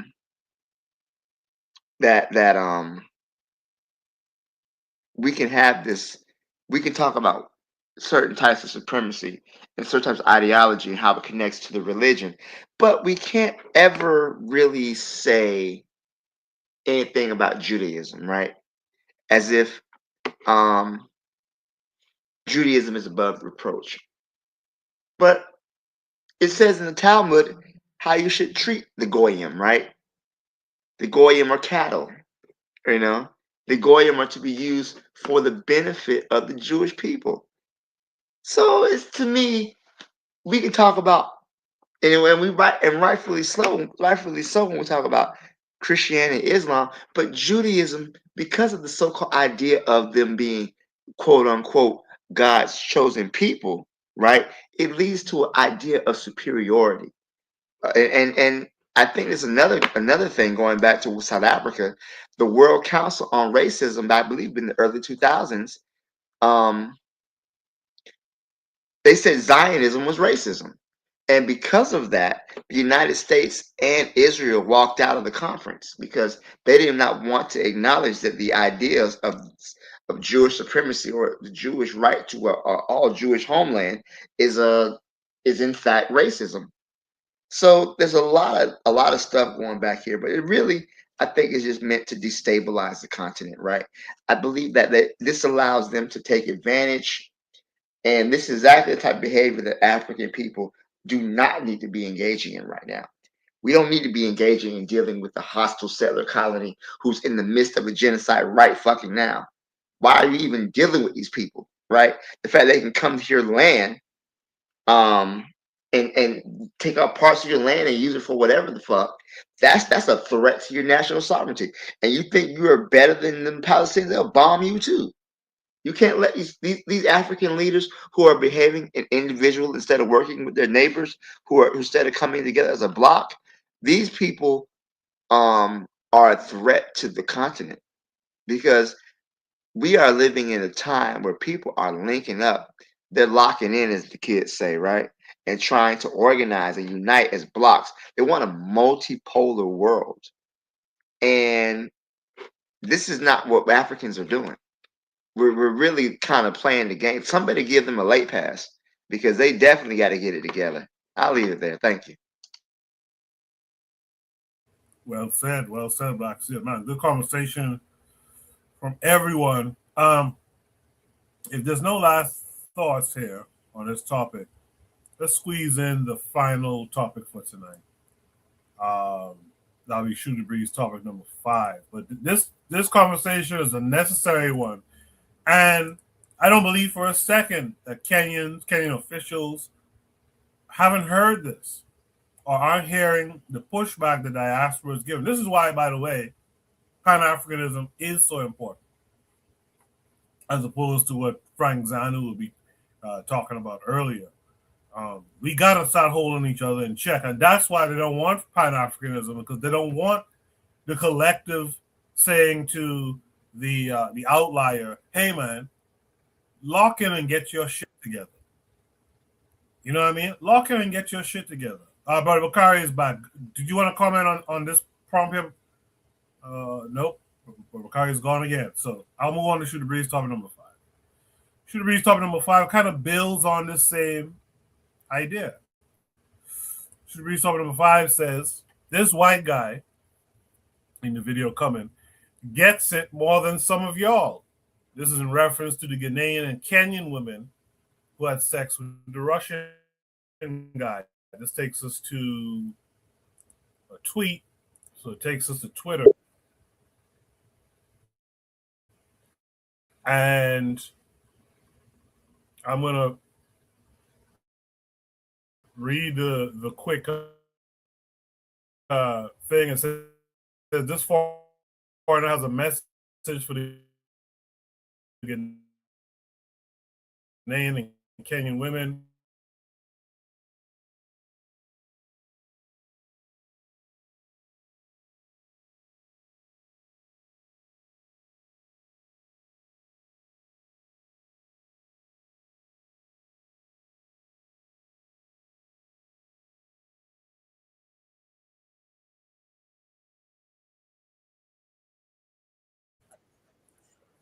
Sorry about that. Let me reconnect.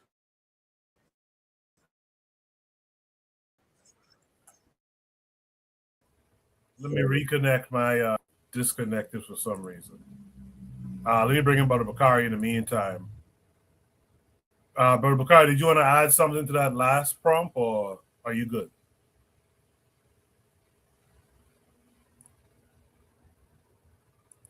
I guess Bakari can't hear me. I'm here now, man. I don't know what happened, man. I was having technical difficulties. Sorry for all the technical difficulties. Okay. So I'm going to go to Shoot the Breeze topic number 5. Sorry for the technical difficulties, everyone. But Shoot the Breeze topic number 5 says this white guy gets it more than some of y'all. This is in reference to the Ghanaian and Kenyan women who had sex with the Russian guy. Let's tune into this video and then we'll discuss it. Watching those videos about this new Russian scandal. What can I say? From one side, it is very, very shocking to me, and I'm sending sincerely my empathy for all the victims. But also, I'm not that surprised. And why?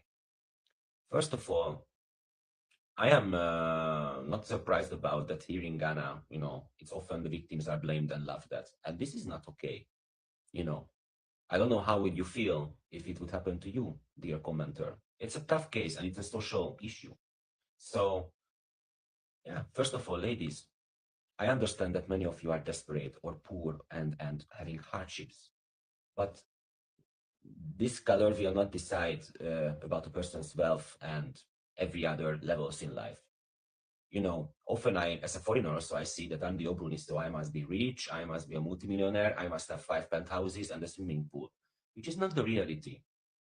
Also I started my career, I traveled to another country to work with one luggage, I was cleaning toilets for years, dishwashing, being a waiter, bartender. I did everything to survive, but I worked, I kept my dignity up, which I pride, and I slowly built up my career, I built up my education, my life, and until today I'm paying my student loan. I'm in debt because of my study. But this tough life made me who I am. That's why I have discipline. I get crushed, I stand up, I continue. So that's the thing, that I think the local mindset needs to change about it, and it's time to move on from the colonial mindset. It's time to to start to trust, and do what we have to. My country was also, we were slaughtered, we were enslaved by the Turkish, we were also ruled by others. So there is difference between white people and white people, and you need to be careful. Take care of yourselves. Very, very important. I'm seeing many young ladies, while I'm sitting out somewhere having my chicken wing or having my cola, and I'm seeing beautiful young ladies with this old, fat, hanging, soggy, white or any other foreign man. And to be honest with you, maybe it's my judgmental side, but it's like my stomach is rolling. I want to throw up on the table because it's obvious. Why is it happening? There's a huge, at least 30+ year age gap. Come on. And I don't like to hear that when people say, well, it's beneficial for both of them. One gets the money and one enjoys the fresh meat. No, let's not be like this. Ladies, put up your standards. Even if it's hard, dignity. Dignity is the most freaking beautiful thing ever. The will to live, wanting to improve. This is the beauty. Not that I'm getting money, I'm getting this, I want to get clothes. Do you have some money on me? My mom raised me as a single mom, She was a nurse until she got retired, but she was every time working every day 12 hours to provide me. So it's tough. And I also call out the government to start to finally work for the society. Not just being patriotic, it's one thing, but to start to work deep in the people's minds, to change and shift the narrative, educate, start to work on the society, reach down to the lower classes, shape them, form them, provide certain jobs, in generally jobs that you don't have to pay to get a job, because I hear it often in Ghana. There is a lot of gold in this country and natural resources, and we are still on this level here that people can't live. So I think it's really a multiple layered system. So ladies, appreciate yourselves, love yourselves enough, and have faith and work. Yeah. Beside that, watch out with Russian people. They are one of the most selfish, soulless people. And I experienced many, many Russian people through my career. You need to be careful. Oftentimes they are racist. So anybody else than them, for them it's inferior. They come here, do their business, and they call certain people on very, very disgusting names. So watch out. Even if he's young, seemingly good looking in comparison to, which I mentioned before, the soggy old man syndrome. But don't give yourself so easily. Normally, people will not promise you to give you a passport, a visa, and fly out of the country after one sex or two. A relationship takes time and trust and values. And for a European, for example, for us, what can you also give in the table? These fairy tales that I was saved out of poverty, these are Venus film level things, these are fictions mostly. Normally people, they look for someone who is reliable, is able to provide, be it emotional, intellectual, not just the physical one, So please, ladies, take care of yourselves. And I'm really, really sorry for what happened to you, and All right. Provide Triggers asked a question, I guess, as I was moving on to this prompt. She said the question is, does the AU understand the practice of Pan-Africanism? A real question here. I'm going to take a stab at answering that by giving you all this little situation I had. Years ago, I had a situation at work, and I called my union to query about making a complaint. And me and the union rep, we go back and forth discussing the particulars of the matter. And after a certain point, the union rep says to me, he says, hey, listen, man, this union is subsidized by your employer. So who do you think the union is going to stand up for ultimately? And that's really the answer about the AU. The AU is subsidized. Who you think they know what Pan-Africanism, who you think they're gonna stand up for? And that's your answer. We should read topic number 5. What does it say? Should read topic number 5 says, this white guy we just saw gets it more than some of y'all, in reference to the Ghanaian and Kenyan women who had sex with the Russian guy. Let me mix it up this time. Let me start with Brother Bakari this time. Brother Bakari would say.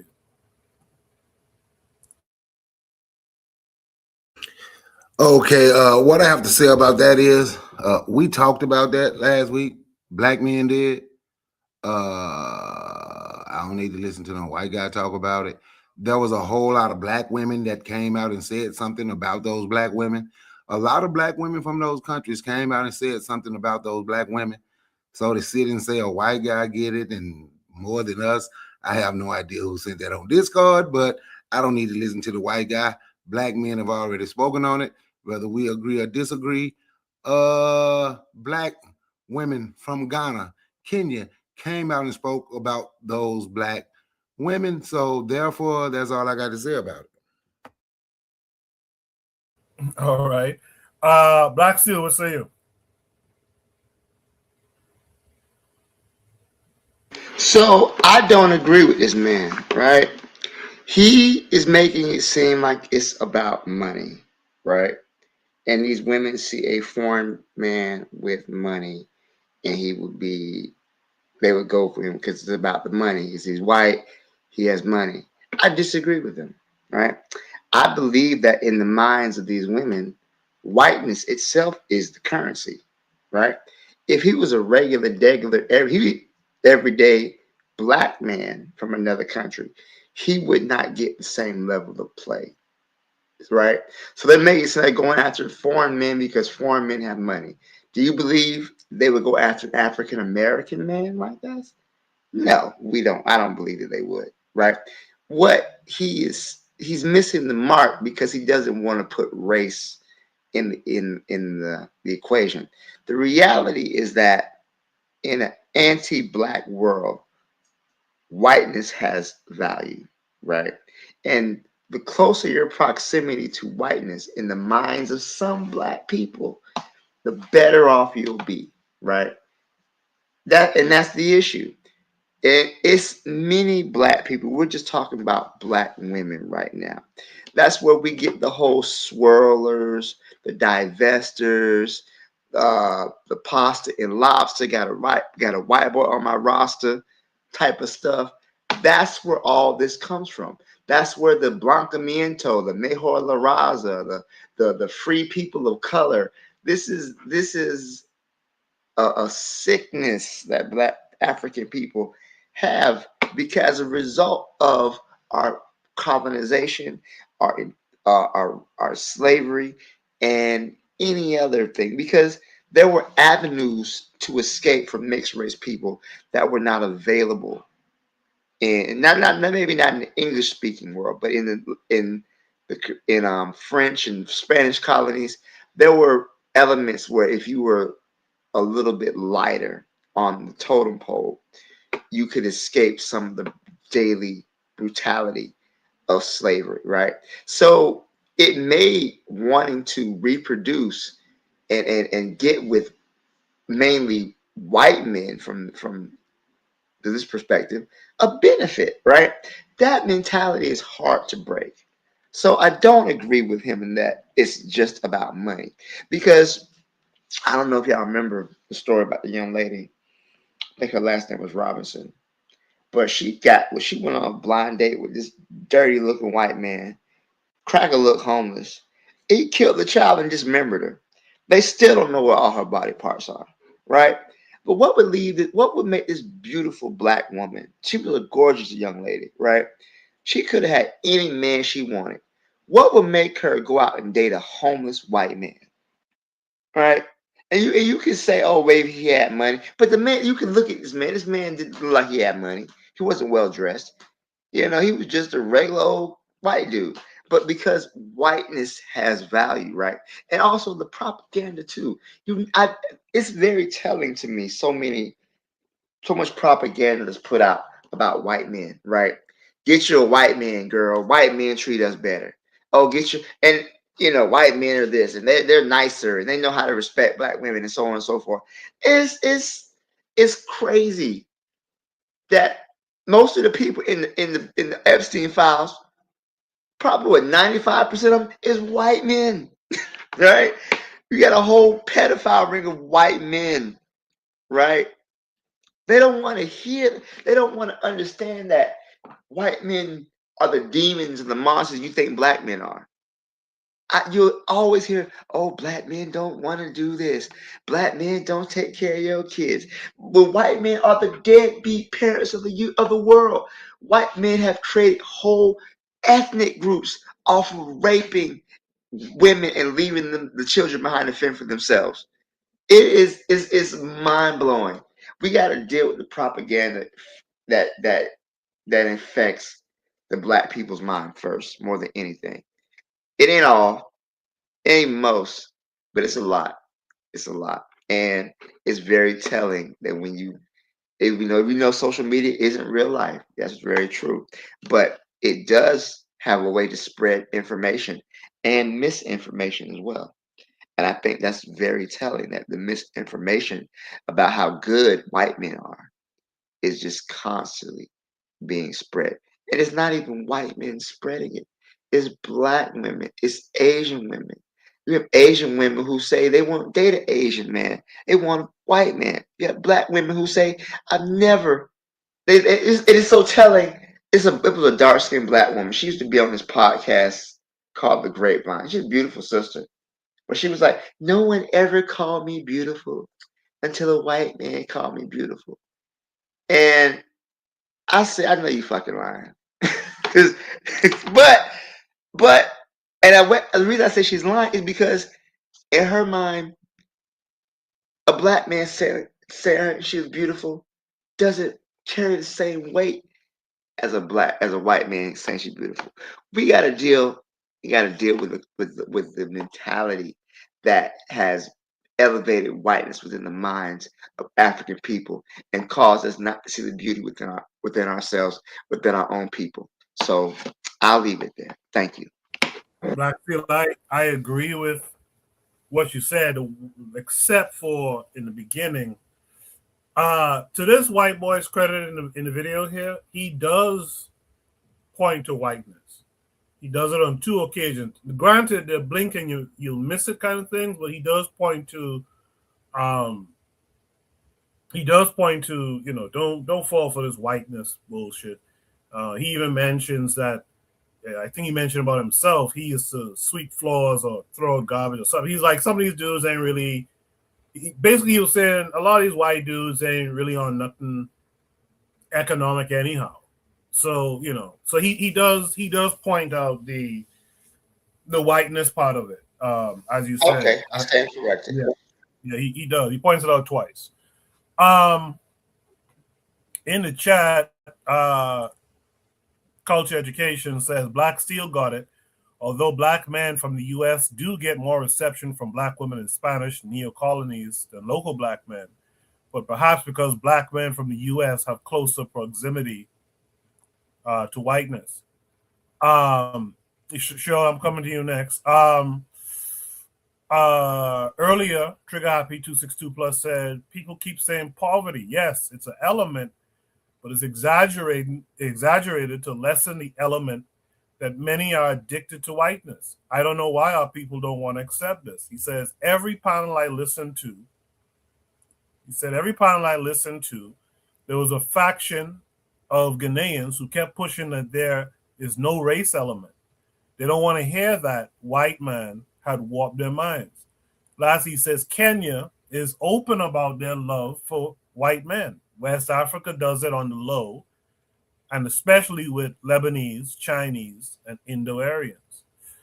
So those are some of the comments from the chat. Sister Cheryl is chomping at the bit. Sister Cheryl, are you aware of the story? We talked about it last week for one of the problems. Are you aware of the story of the Russian guy who was, I'm trying to put it nicely, but who was picking up young black women in Ghana and Kenya?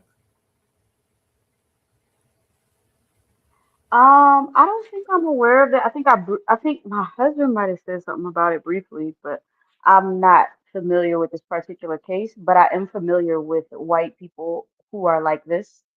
I think this is the type of white person that is the most dangerous for black people because this is the type of white person who instills confusion And I say that because, well, he starts the conversation by saying, Black women, you need to be careful. And then he says, well, there are some guys that are racist, which leads me to think, okay, well then there's some Russian guys or some white guys that are racist. And then some indicates to me that you gotta really listen to what they're saying. And this is how they confuse Black people into saying, well, it's not all of them. It's just some of them. So he says some of the Russian guys I can speak personally that they are racist. Um, which indicates to me that some of them aren't. And I think he's referencing himself. So to me, it's okay. Well, he's saying some of them aren't because he's not one of them. So you gotta be careful with that because to Black people, it's well, oh, he's speaking out on this issue. So he's bringing attention to the Black women. So he must be a good one. I That's got what we get. We get caught with that a I lot. gotta I have to interject. I have to interject. Go He ahead. didn't say, he didn't say some Russian men are racist. He actually said Russian guys across the board, right? I heard some of them. No, he said Russian guys are racist. And you have to be careful with these Russian guys because they're racist. That's what he said. By the way, But full disclosure, I don't usually do this, but I put this prompt up, and I'll tell you why I put this prompt up. But Bakari says whoever put this up must need validation. No, I don't need validation. I put it up because when we as Black men discussed it last week, a lot of Black men was claiming it was something that it wasn't. But this guy is in Ghana, and he's a white guy. He could have easily pretended that it was something that it wasn't. But he's coming out and tell you, hey, Black women, don't do this. Don't do this. Don't let these white guys come here and you just think that there's something, and so there's a come up in dealing with which is what some of us Black men were saying last week.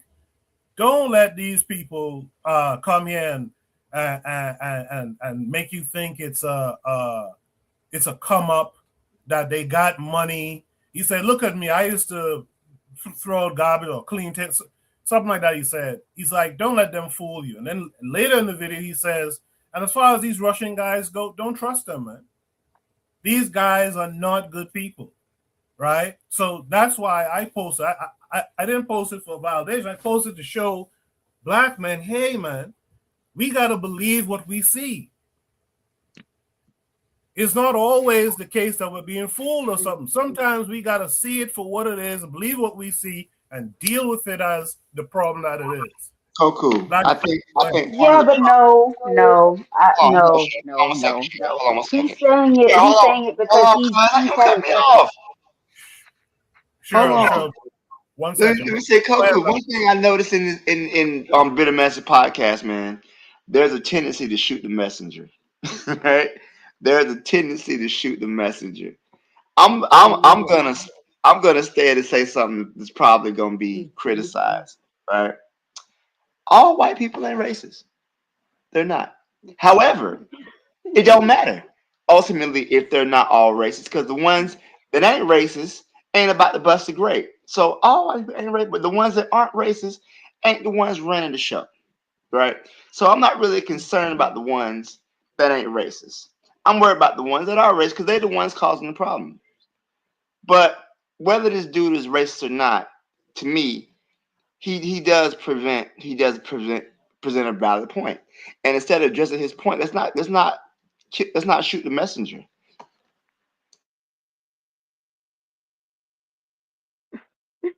Okay, can I All right, go?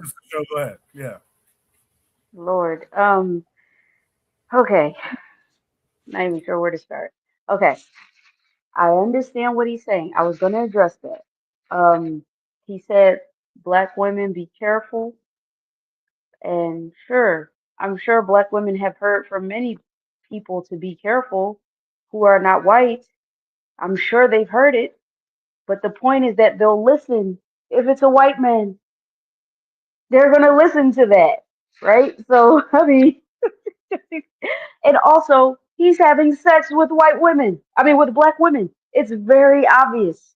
It's extremely obvious. You know, he definitely has had some African women. That is a fact. That is a fact. You Can can you tell by the can you intonation You in know his this man? voice. You know this man?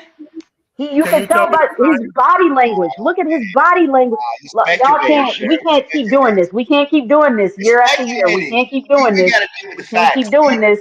You know this man. Why? You don't Ask. know this man from a hole in the wall. Why? Why does he think this is an important thing to bring to attention on social media? Why?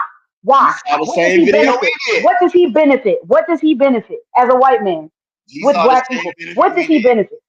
What does he benefit? Why does he care? Why? Why does he care? Because he's having sex with them. And he's a good one. He's one of the good ones. That's the point. But here's the thing, Sheriff. It don't really matter whether he good or not, because they still fucking him whether they good or not. I mean, But the he gonna point get the is pussy that, okay, regardless. y'all missing the point. The point is that he's coming out to speak about it. But random white guys don't just get on the internet and talk about black women be safe.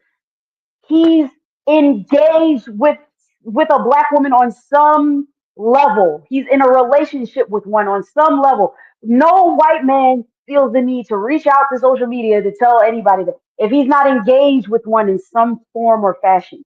That's what we need to understand. So this even him just being on social media, it serves as an excuse for black people to say, well, not all of them are bad. Well, not all of them. Well, guess what? Look at Russia's history with Africa. They bet like they do have some involvement with colonialism, but not to the extent that like the Belgians or the English. They're not as involved in colonialism. So of course he feels comfortable enough to speak out against it. It makes sense. It makes sense. He's all the way in Russia. Of course he feels comfortable. We got to look at historical context. He's gonna feel comfortable. Okay, like that's just like a Swedish aren't really involved. They don't care about what's going on. But so if they see something and they're prompted to say something about it, they're gonna say something. It's like, oh, well, they should be doing for their own people. Da, da, da. And black people jump on that like, oh yeah, there's some good ones out there. That's what that serves. When you get on social media, that's the perception that everyone has. So it doesn't matter all of that other stuff. It doesn't matter. All that matters is the perception of him as a white man. It doesn't matter if he's Russian. Nobody knows he's Russian if he doesn't say it. He's just a white man. They just see a white man on social media talking about, oh well, these black women need to be careful. And it's true. Sure it's true. Why not? It's true that black women do need to be careful with these white men and getting involved with them because of money. He's stating a fact. We can still acknowledge that, but his presence saying it is he knows they know what he knows. He's not stupid. He knows there's a lot of white men on social media, and a whole bunch of white men aren't just on social media talking about this. So we gotta really always think about why are you doing this? There's so many other issues in the world. Why are you talking about this? Because you've had some type of affiliation with African people on a personal relationship level.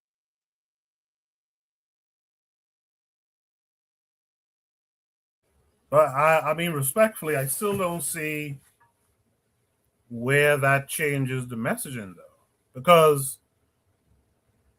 It doesn't you know, change the messaging. The messages because these women have heard that message from other people. But the point is that they're only going to listen to it if it's from a white man. That's the point. well, that's their problem. That's the issue that we need to get to. The issue we need to get to, like Bakari is saying in the chat, why the black woman in Ghana spoke about it, and the reason why I didn't bring any of those videos is because when I tried to play through a lot of black women's videos, I'll be honest with you, they switch between I don't know which Ghanaian language it is and English, and it's kind of hard to follow what it is they're trying to get across. But this guy actually says it pretty clearly, and I think he kind of explains his whole thing. He's a immigrant in Ghana. He sits down and he sees these women with these white guys, and he generalizes white. He doesn't just pick on Russians. He generalizes white, and he says, I see y'all with these big belly white men, blah, blah, blah, and you think you're getting something out of it. There's nothing to get out of it. He addresses the government. Hey, you guys need to educate these people, right? You got to educate these people, bring up their self-esteem. I can't knock that message. I wish more black men out the gate would have had that message. But he has an incentive to do it because he's engaged with Maybe one. he does. He's engaged. He definitely, most definitely is. He most definitely. If he got on social media, to talk about this issue, he's most definitely engaged with. You got to look at the body language. You got to look at how he's saying things.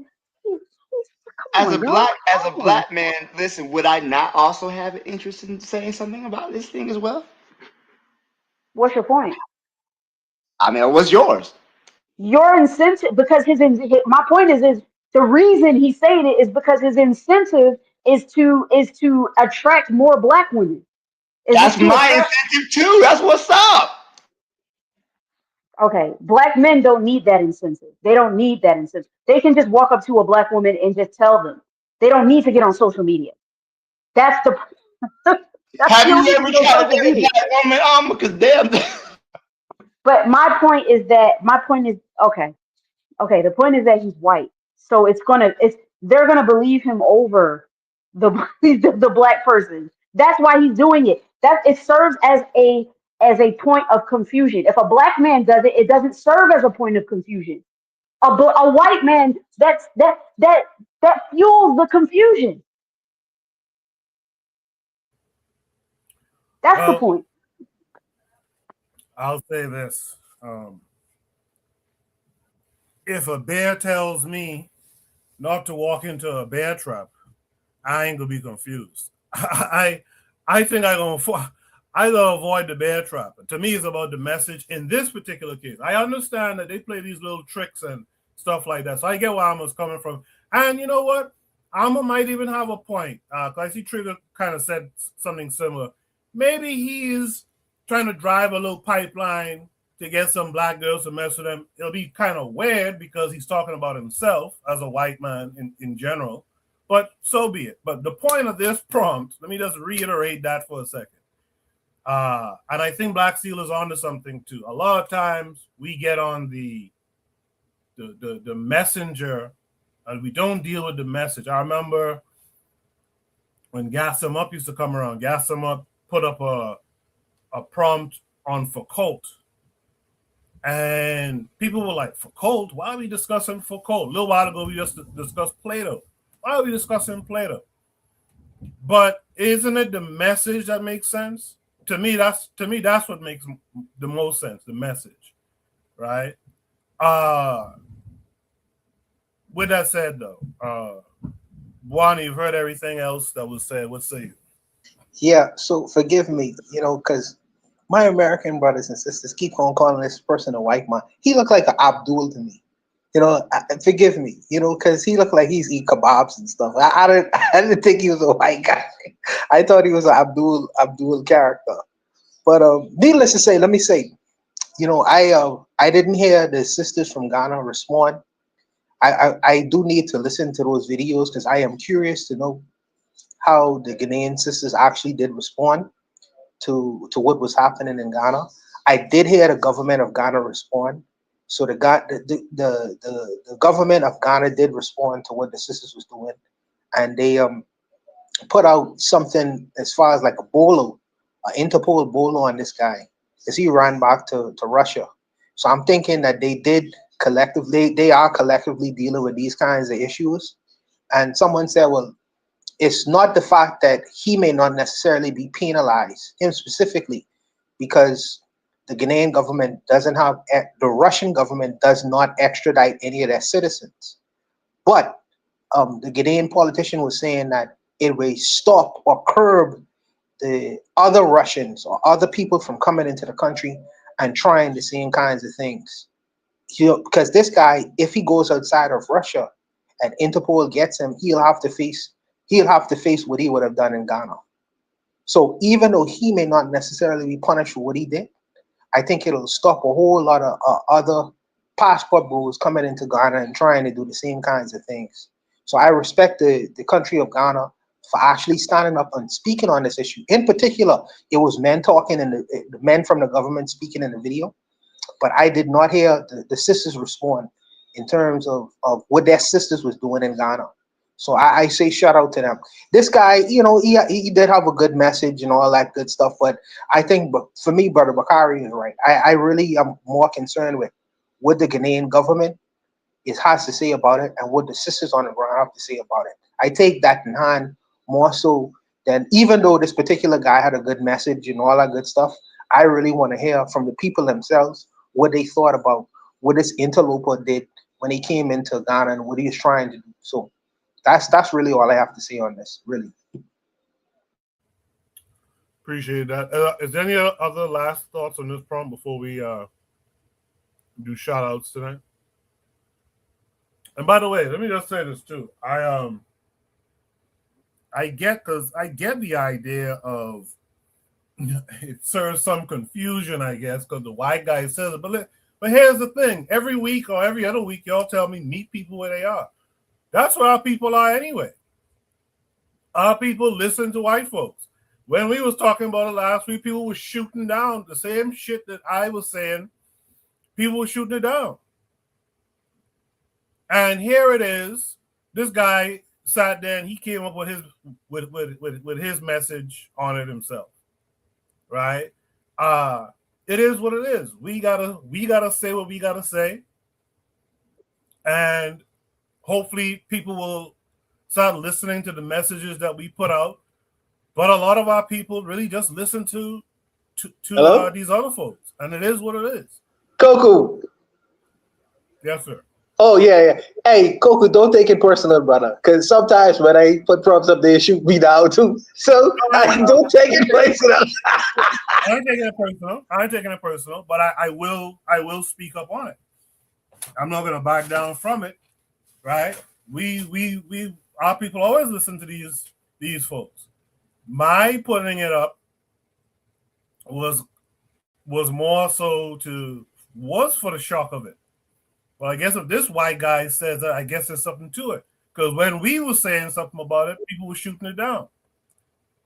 You understand? In any event, Trigger Abby says, true, we say it as black men, we insecure and can't compete. That was the rhetoric of many Ghanaian women, by the way. So that tells you a lot of what it is. But before you guys leave, man, please, if you don't mind, let's do shout outs for this week. Let me just go right down the line. Black Steel, what would you like to shout out this week? Shout out to Reverend Jesse Jackson. May he rest in peace, man. He was a controversial figure, but, shout out to him. Rest in peace. Black Steel, real quick, because I had put up a post on this, and people seem to avoid that post. When I asked, what are your thoughts on Jesse Jackson? Like, do you have any thoughts on, I'm not trying to besmirch the brother in death, but it is something that has been discussed a lot. What's up, brother? Stephen Coakley and them talked about it. People with no ties on are friendlies and all that kind of stuff. What are your real thoughts about him in terms of MLK and the assassination and all that stuff? Man, so first of all, I feel like, there are rumors out there, right? I don't know how substantiated those rumors are, right? But I have heard of the rumors about him being behind Dr. King's assassination. We also know that there was I think his photographer, Dr. King's photographer, was an FBI agent as well, too. I think one of his photographers was. So it could, I don't know.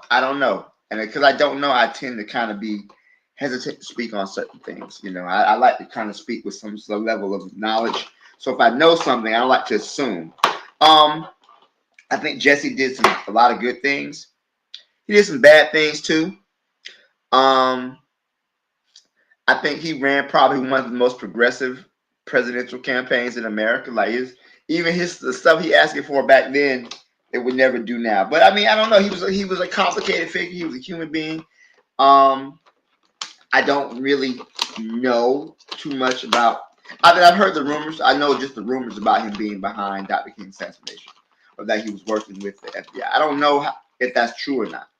I think that in a situation like that, FBI, they never really needed agents to really get in close to kill black people. Especially they already had one embedded within Dr. King's circle. Again, like I said, his photographer was already working for them. But I don't know. But I do know that Jesse, he did some good for the community. He wasn't all bad. He definitely did some good for the community. So with that in mind, I just like to kind of keep positive. You know, rest in peace to him and, you know, his family. I know that he was 84, lived a long life.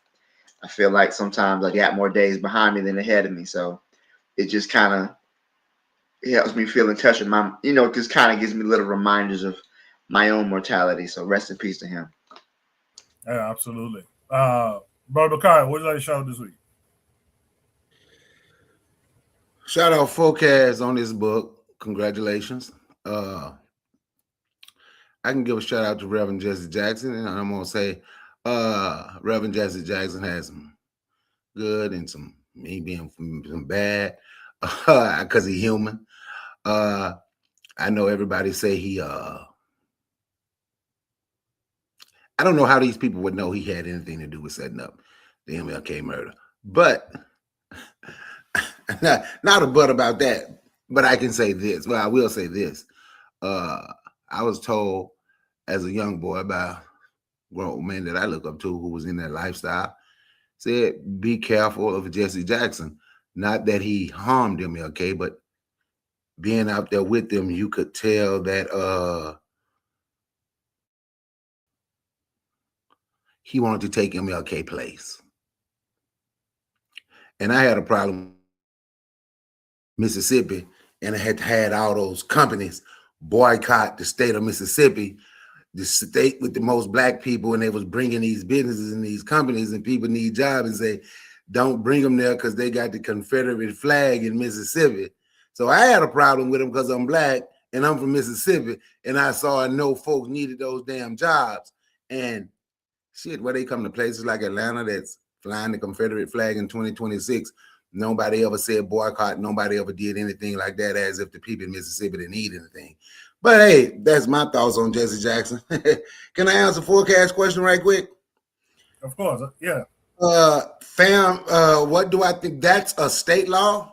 And fam, you have a blagger president. I know all y'all was for Donald Trump. Well, they have a blagger president.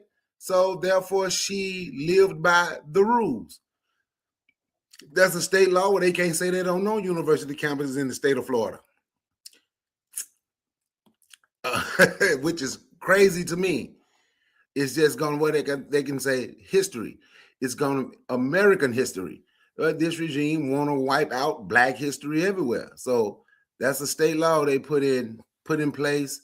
And when they got one of their people, blagger, to be president of the university, everything that they wanted, that the school was fighting against, like they fought against her and she still got the job. Everything that the school was fighting against, she's going to implement it because she's with them. That's really the bottom line to that. She's with them. She believed in the regime. She loved the governor of Florida, whatever his name is. I can't even remember his name. She had confessed to her love for him and her love for Donald Trump. So whatever they do. A black woman, Picard? Yeah. Have mercy. What they call her, Ugly Wig Fanny, I think. What is her name? Fanny is her name for whatever. Ugly Wig March. That's what they call her. Ugly Wig March. Ugly Wig March. That's what they were talking about. Yeah, man, she's something else. But that's what it is. And I'm gonna shout out all the shout out. Shout out to you, Coco, every week, man, for hosting this, for hosting for hosting this panel. Yeah, and also once before I go, Jesse Jackson did do some good things. If I say he didn't do no good things, I would be lying. He did some good. Now I saw people online was talking about good. He gone. Now we can get rid of that made up name he thought of, African American. That's what some people on Twitter were saying about him. I'm not gonna rejoice in Jesse Jackson's death. He wasn't perfect. He did some things. Yeah, I can say something pissed me off. He wasn't perfect though. He did some good things. He did some bad things. He human. I yield the mic. Yeah, I just to be clear, I didn't want to besmirch the brother Jesse Jackson, but I have, once hearing about the MLK stuff, that never sat well with me. But like Brother Bakari said, how do we know for certain what he was involved in with that, if he was at all? But like KW Don 7 does say, Jesse Jackson was the biggest benefactor of the MLK assassination. So I just was curious to see what people thought about. And KW Don 7 brings up another point too. When Farrakhan's time is up, how will he be remembered? I'm sure probably well as well. But we saw Farrakhan brag about what they took care of a traitor in their nation, right? With that said, my sister Cheryl, what would you like to shout this week? Oh man. All right, don't light me up. Shout out to, I'm gonna stay on the topic. Shout out to Jesse Jackson. But no, don't, not shout out to Jesse Jackson. Shout out to the fact that he like outed Obama. Like like that man did not like Obama. And he did not like Obama because he said Obama was the worst thing that happened to black people in this country because he totally blindsided black people. Even today, black people still love Obama. Obama was like, he really called out Obama. Like I'm not really I'm not for Jesse Jackson like that. It's just he's just one of those dudes. He's just a house dude, a house nigga. But I think the fact that he outed Obama, he said, he got on a public platform and said, this man didn't do nothing for black people in so many words. And a lot of black people did not want to hear that. A lot of black people do not want to hear that right now. So I commend that. That was awesome. Nobody is saying that now. Not even now. Nobody wants to say anything bad about Obama. Obama was the destruction. Like he was the biggest like con for black people because all black people, that every black person I know was in love with Obama just based off of how he looked. Like they didn't even care about what he was doing in Africa and denying certain African countries aid because they wouldn't accept the LGBT movement. Black people did not even know about that stuff. They didn't even care. So I say shout out to that portion.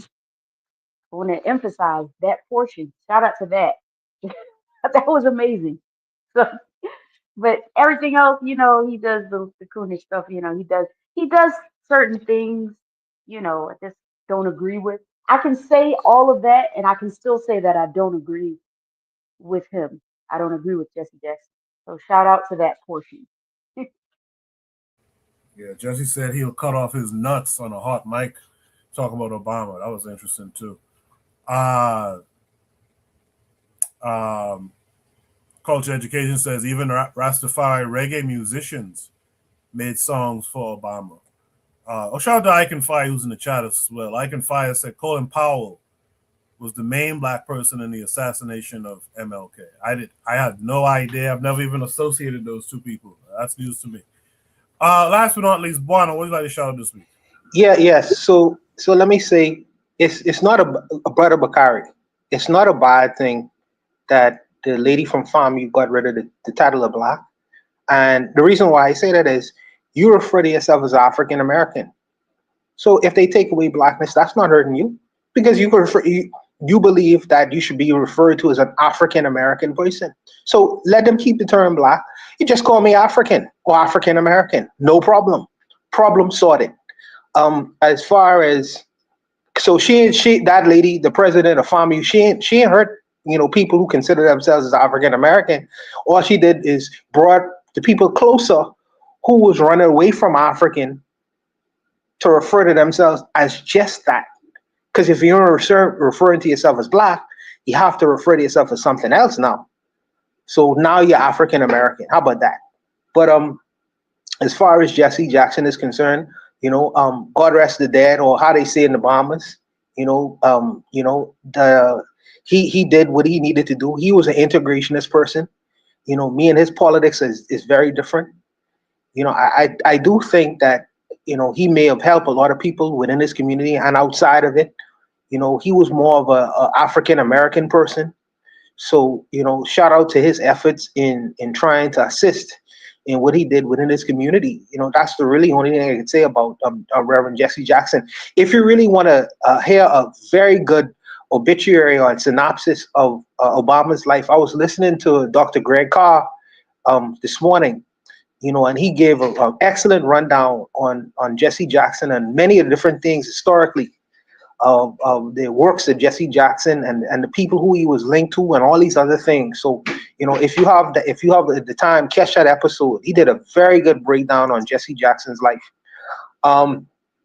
Lastly, let me say this to the government of Ghana. Shout out to the government of Ghana for standing up on behalf of your women. Because we was talking about having consequences in terms of what you do in your society and protecting your society. And even if it's just in word and name only, I respect the fact that there were politicians speaking on the subject, and there were many leaders within the government itself speaking on that particular thing and not wanting the women or the people of Ghana to be exploited. So there was a response in terms of this Russian guy coming to Ghana and trying to be exploitative to the women of that society. So that needs to be mentioned. So shout out to the Ghanaian government. I haven't heard what the ladies had to say about it. I will take a listen to that as well. But just the fact that they did that alone, you don't hear that a lot. So shout out to their response in terms of how that women was being perceived, in the world itself in general. So I really do respect that. So shout out to the Ghanaian government. That's really all I wanted to say.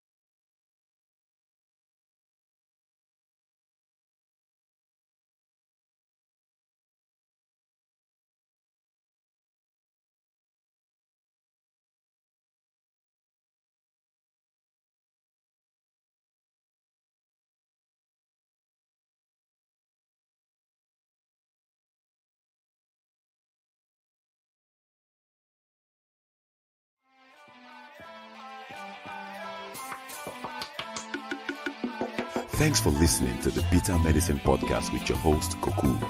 If you like what you just heard, we hope you pass along our web address, bitamedicineblogs.com, to your friends and colleagues, and share our show to all your social media. Be sure to check out our archive section on our website for previous podcasts. This has been a KWAZ radio production. Join us next time for another session of the Beta Medicine Podcast.